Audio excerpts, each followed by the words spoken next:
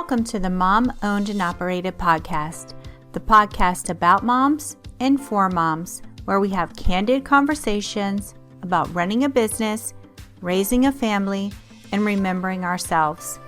I'm your host, Rita Suzanne, a single mom of four, digital strategist, and provider of no-nonsense business strategies and tactics. Hi, this is Rita Suzanne, and you are listening to Mom Owned and Operated. Today, I have my friend Megan on. Megan, please tell us all about you, your business, your family, all the things. All about me. I don't think you have enough time, but yes, my name is Megan Nilsen. I live in Colorado Springs, Colorado. So a very beautiful place. Highly recommend if you guys want to come visit. Let's see, I've been married for 26 years to my college sweetheart. We were like an anomaly, went to school and got married right afterwards. And most people are like, what the heck are you doing? So I'm thankful that we grew up together in a positive direction. So we're still married. And we have 4 kids. We have 2 kids in college that are biological children of ours, a boy and a girl. And then 10 years ago, we adopted 2 kids from Ethiopia, and they are in high school. So it's been great. It's been a wild ride. And 2 years ago, I started my own business as a life coach. So I'm specifically in the faith-based space, helping people kind of listen to the voice of God in their life and figure out what he's saying, what he might be inviting them into, and then make a concrete plan to really live out their faith in action. So that's been my super fun business building experience over the past couple of years. So what prompted you to start your business? Was it just like having this mission to, or that's a great question. I mean, years ago, I was a school counselor. So I've always kind of enjoyed connecting with people, helping, guiding, all that kind of stuff. But when we brought our kids home 10 years ago, it became very clear to me that it was time for me to mostly be at home. I mean, you have a blended family yourself, Suzanne, Rita, Suzanne. It's like the lady with 2 first names. It's like, what is her first name? And so it was complicated and hard. And so I was home with the kids for a long time. And then kind of did little odd jobs here and there, working for nonprofits, doing admin work, kind of fitting in little bits of work in my life. But motherhood was mostly my main, the main gig, the main event. We were trying to keep everybody afloat. And then my kids started getting a little bit older. I wrote a book in there. I love to write and speak and teach. I've taught Bible studies at church for a long time.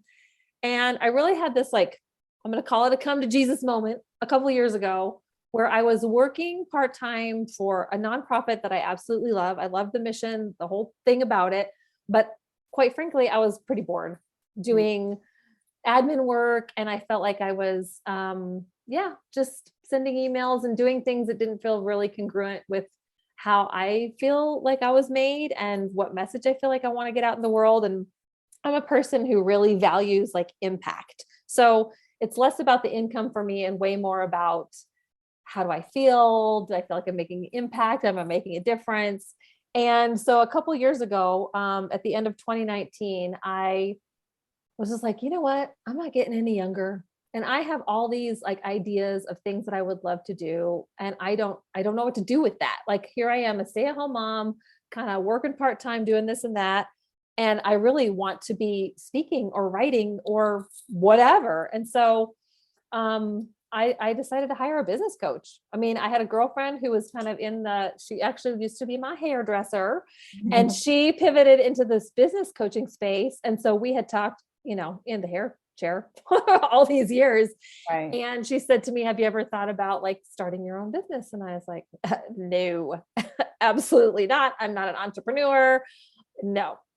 But then she kind of tickled something in me. She kind of planted a seed that I was thinking about, and I couldn't let it go. And I'm like, I don't know, could I do my own thing? So I kind of cobbled together some money. I had my own little bank account from, the money that I was making. And I thought, well, gosh, could I hire a business coach? Could I actually like just throw all the chips in and see what happens? And that's how it felt. It felt like super scary. I had no idea what I was doing. I decided to invest, $5,000 in a business coach, of which I had no idea how it would end up. And we started working together at the top of 2020. And she was asking me all the questions. What do you like to do? And what do how do you, all the things that a good coach would do, trying to figure out what your gifts and talents are, what's your zone of genius, and how could that work out? And then a few months into working together, she said, you know what? I really want you to be like my spiritual life coach. And I want to hire you, and we're going to meet every week. And this is what I'm going to pay you. And all of a sudden I was like, well, what is that? So we started working together, just meeting weekly, having these really deep, in-depth conversations about life and faith and, kind of how that informed her life. And it was so enjoyable. Like I loved it so much. And she seemed to be getting a lot of value out of it. I thought, I mean, if she would hire me to do this and pay me, would other people pay me to do this? And so that's how it started.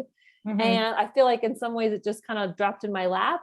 And then in other ways, it's kind of like the coming together of everything I've ever done and kind of who I am. So I've just been building that since then for the past couple of years. So kind of the long version. Kind of what you were meant to do. And, hiring that coach, and because how else does someone decide like, oh, I want to be a life coach? Like most people don't really realize that they can be a life coach, right?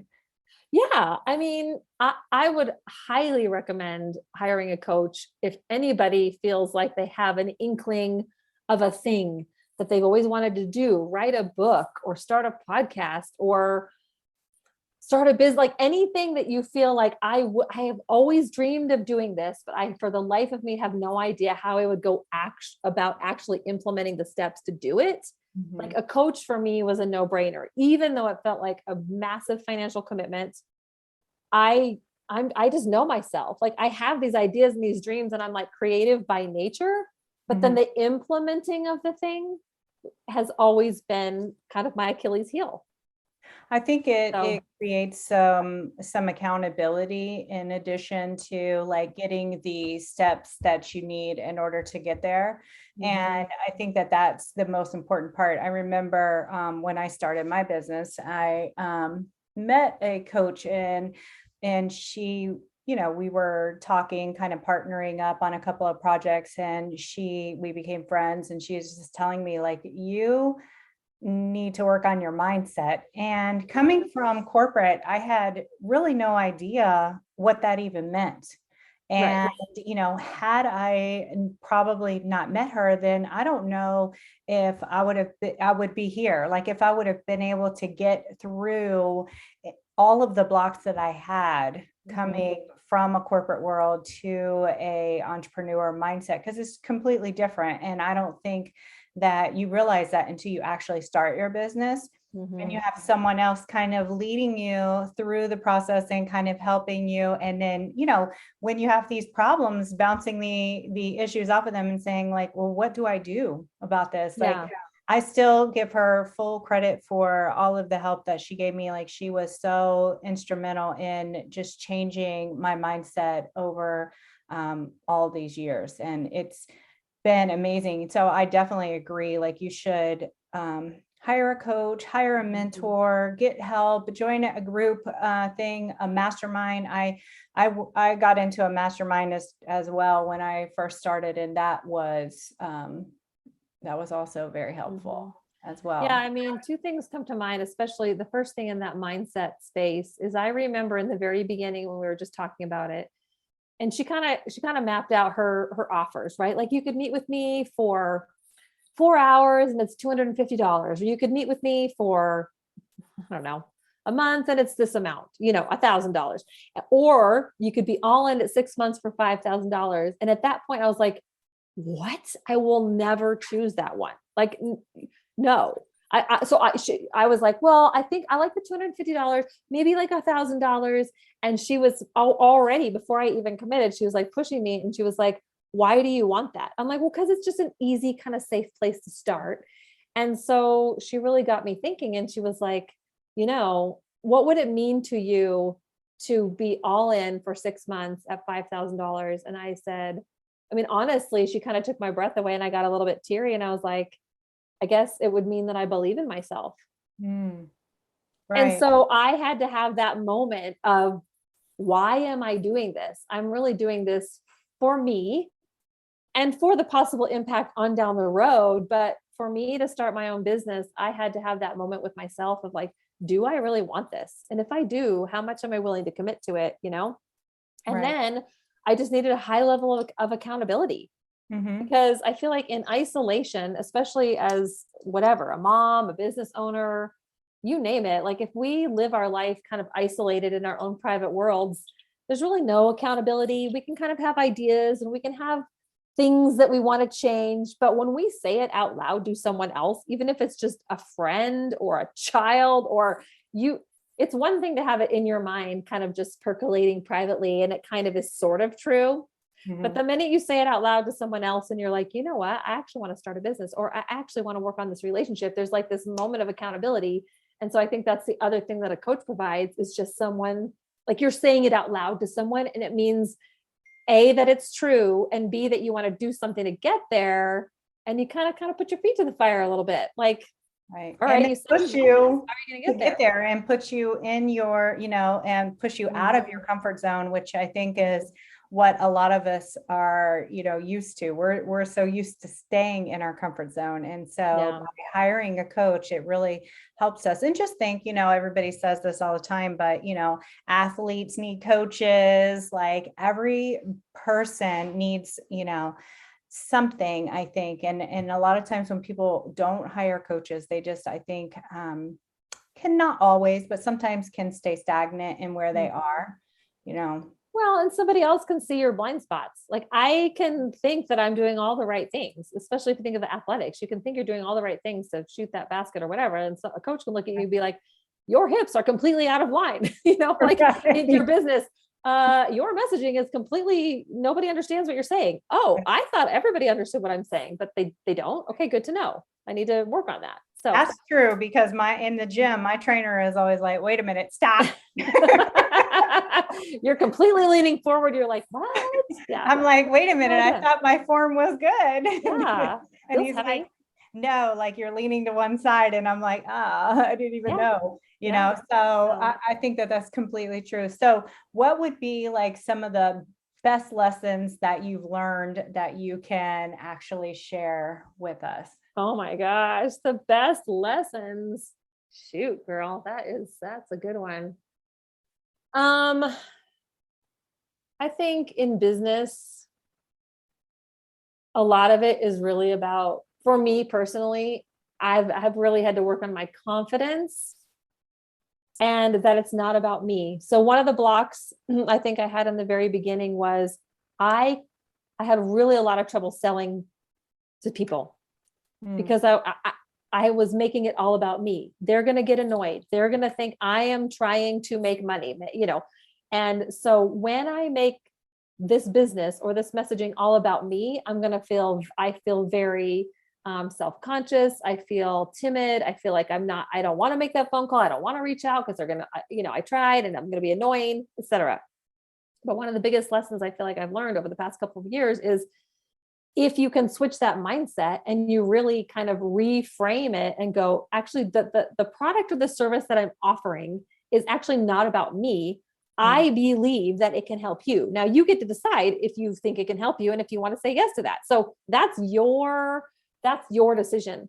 But when I started, realizing it's not about me, I actually feel really passionately about the service that I provide and I believe that it can help you, then I'm more confident. I'm going to mention it a lot. So I had to do a lot of reframing and mindset work on just talking about my business. Right. And making that feel very, normal in conversation rather than, I have this business. I don't know. You probably wouldn't be interested, rather than, oh my gosh, I do this thing. Would you be interested? And if you're not, do you know someone who would be? So the sales mindset has been a huge learning curve for me, still is, but That's I think been, a lot of women struggle with sales and confidence. The two things go hand in hand, right? If you're not confident in your offers, then it's going to be a hard sell, right? If you yeah. don't know the value that you're bringing with what you're offering. I think that's what people focus too hard on, the benefits and, listing out these, X amount of hours, this and that, versus the value, or the feeling that the person walks away with. Right. Well, and the word sales, or the concept of sales, has just been kind of, like it's kind of a counterfeit. It's just been abused. There's some sleazy. It's been abused. Yes, exactly. Tactics, So when you think, right. oh, I'm in sales, it feels yucky. But when Mhm. you really realize that sales is serving someone, you go, oh, well, I like to serve people. I like to help Mhm. people. I Oh, mean, that's what isn't it this is. what we do? We're Right. here We're to moms. We help yeah. people all the time. Yeah. So we're in sales. Yeah. If you're a mom, you actually know sales way better than you probably realize. You've got some innate skills about getting them to eat their peas and Right. clean their room and brush their teeth. Like, you've been working at this for a while. You just didn't There goes realize it. Hi, it's Rita. I want to interrupt this episode and talk about the sponsor. And today I want to talk about one of my favorite resources on how to get online without creating a website. A lot of times people want to start selling their products and services, but they don't want to invest in a website just yet. And Book Like a Boss is my favorite scheduling calendaring system, and I just love it. You can do all of these things with it, like schedule calls, appointments, you can sell products, you can sell services, and you can do all of these things, linking everything to your calendar so that you can provide a service for your clients right out of the gate. You can showcase some of your work, and you can show off some testimonials, as well as talk a little bit about yourself. I've also created a free training if you want to go check this out. It's at ritasuzanne.com/29-website. And now we're going to get back into the episode with Megan. If another mom was interested in starting her own business, what would be your advice to her? Well, I mean, I think one of the questions I would ask would be, on a scale of 1 to 10, how badly do you want it? How interested are you in this thing, this product, this service? Like, I don't think I would do well starting my own business doing something I wasn't completely sold out for myself. Mm-hmm. So part of it is, well, what's your passion? What's your energy level? Because it's going to take work.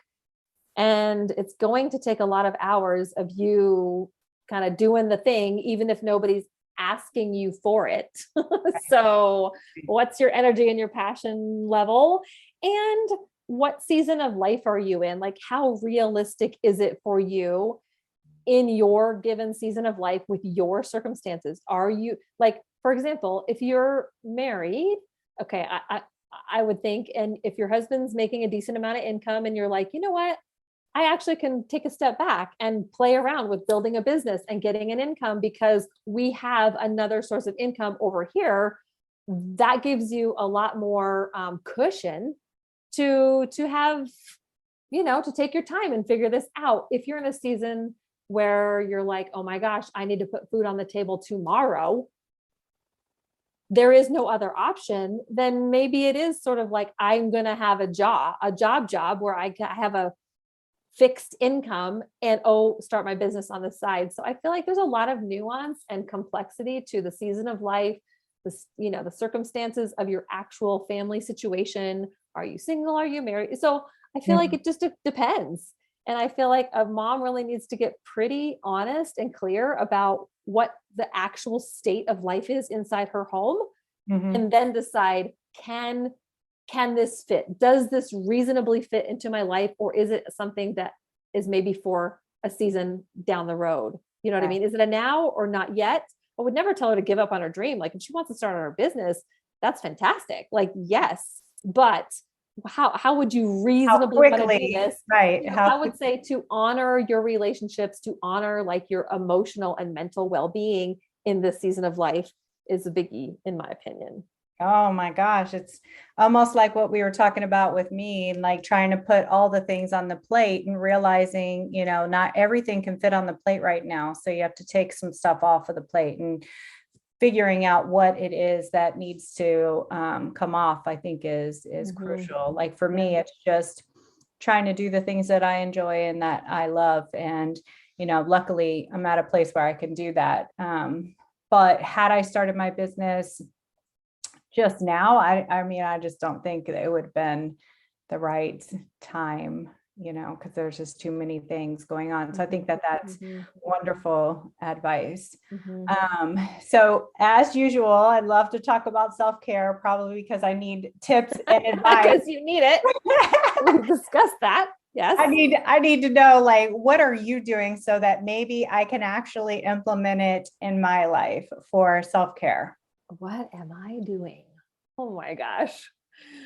Oh, girl.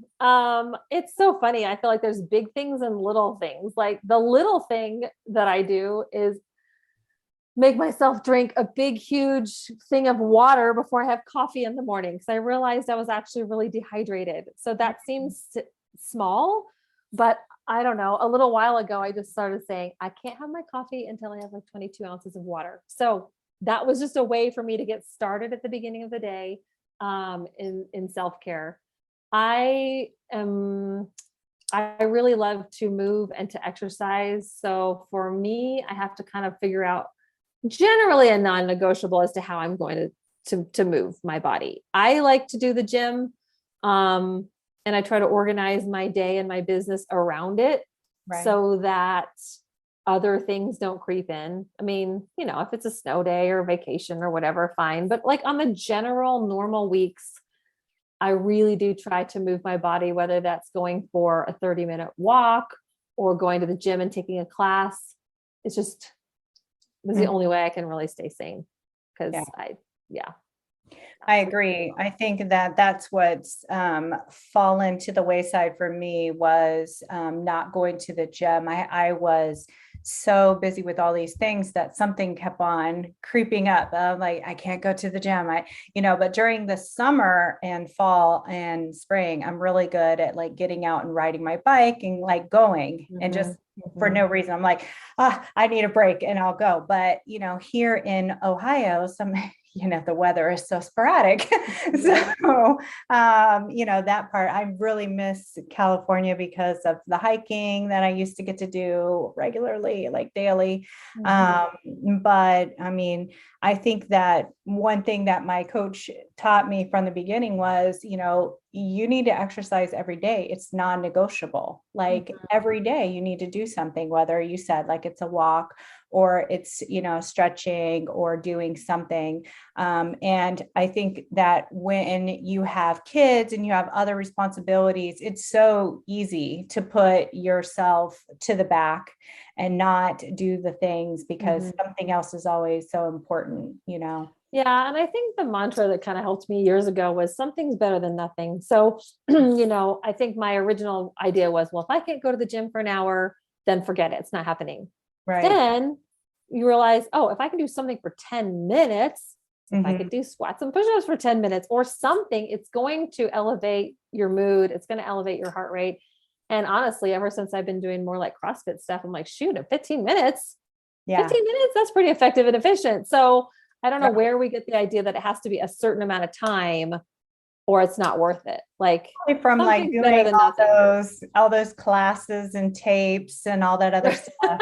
But once I started doing like the stuff and, and more intense weightlifting. And I love to lift weights. So I'll be in the gym lifting weights for over an hour on the weekends, but during the week, it's just really hard to break away, but I will go in there. I'm getting back. I'd rather say that getting back in there, at least doing something but if I can't, I have so much workout stuff here that I just make time to do at minimum the stretching because stretching is so important. And I don't think that people realize how important it is. Oh, it is. I hurt my back this year and you start to realize it's important.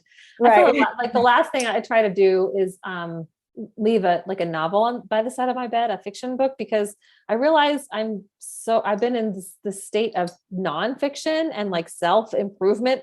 And so everything I've been doing, listening to podcasts, is all, like self-improvement. Yeah. And I loved to read novels. What happened? So I'm trying to leave a fiction book by the side of my bed. And I only maybe get two pages in before I like fall asleep. But hey, it's better than nothing. Yeah. I mean, I think for probably 5 years, I was so into podcasts and listening to all of the audiobooks and all of these things that I wasn't listening to like any music. And I love music. So now when I get in the car, I don't even turn on a podcast or an audiobook unless I'm on a long trip, because I just want to just like, escape and just sing and be crazy. And yeah. Ooh, what kind of music do you listen to in the car? What are you doing? It's my range of things that I like are it's so vast. Okay, she's not going to tell us. It's ridiculous amounts of stuff. Like I like, all that, cliche, like 90s rap stuff. So you like the Super Bowl halftime show? Of course. Yes. And I didn't watch it because I'm not into sports, but I would have. Had you realized who was singing. I know. Because I heard that, I heard Mary J was really good. And, like, I just love like all types of music. Like there's stuff from, I think, every genre that I can get into. If I listen to a song and I like it, then I just love it, but I've been listening to like these positive, songs lately. Like there's this I wish I could remember her name, but she created this playlist and shared it with everybody, and it's a lot of just really inspirational songs, and it's not like religious based or anything like that. It's really like, I am, and a lot of mantras and get some motivation. In song form. And I'm like, this is actually really cool, so I do love what you're saying though. Like you're thinking, wait a minute, I like music. Mm-hmm. Music makes me feel happy. Why don't I listen to music? And I think that's actually a really good thing for moms to do, because it's like, I think we forget, wait, what actually just brings me joy? Mm-hmm. Is it getting in the bathtub? Is it like reading a fiction? Is it like going for a walk or a bike ride or listening to music? I mean, so part of self-care is just remembering it doesn't have to be about everybody else, your business and your kids and your husband if you're married. Like it's, actually what I like. What I like. And then when you are filling yourself with what you like, even if it's just little bits here and there, you will be a more fun person to be around for your husband, for your business, for your kids. Like kind of funny how that works out. Yeah. But I was so obsessed with just trying to make my business work that I was just diving into that. And I think that sometimes the problem with all that too much education is that people start to go down this slippery slope of following like 6 different mentors at one time and trying to do all the things that each person is recommending that they do. Oh, this one's saying I need to start a podcast. This one's saying I need to have a webinar. What about this funnel? What about this? And then you get really, I just think, inundated with all of the options and things that you can be doing. So I think sometimes it's the best advice is really just to put on those blinders, focus on what you want to focus on, and just stick to what it is that you want your business to look like, not what everybody else says that it should look like. Yeah, that's huge. Yeah. I think that's the hardest lesson though for people to actually learn. But all right, Megan, so tell us where we can find you. How can people connect with you online? Where can you find me? Well, let's see. I hang out on Facebook a lot. So my personal profile is just Megan Bradley Nilsen, Nilsen. And I have a Facebook group called Beautiful Exchange Community Group. So that's for anybody that might be kind of in that faith-based space that wants to grow and be encouraged. And I'm on Instagram sort of too. I don't know, might be a little old for Instagram, but Megan_Nilsen is where you can find me on Instagram. And I just joined LinkedIn. That is my 2022. Really? Figure it out is be on LinkedIn. So you could find me there too if you're like cool and professional and LinkedIn-y. And your website? Oh yeah. Megan, MEGAN, B as in boy, Nilsen, NILSEN.com. Yes. Thank you so much for joining us today, Megan. I appreciate it. Yeah, thank you.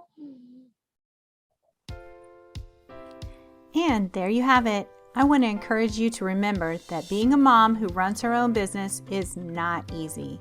We all struggle, but just keep moving forward and don't forget to make time for yourself. As moms, we are usually the first thing to go to the bottom of the list. If your business is overwhelming you and you need real solutions, not just some sugar-coated suggestions, apply to work with me at ritasuzanne.com/apply.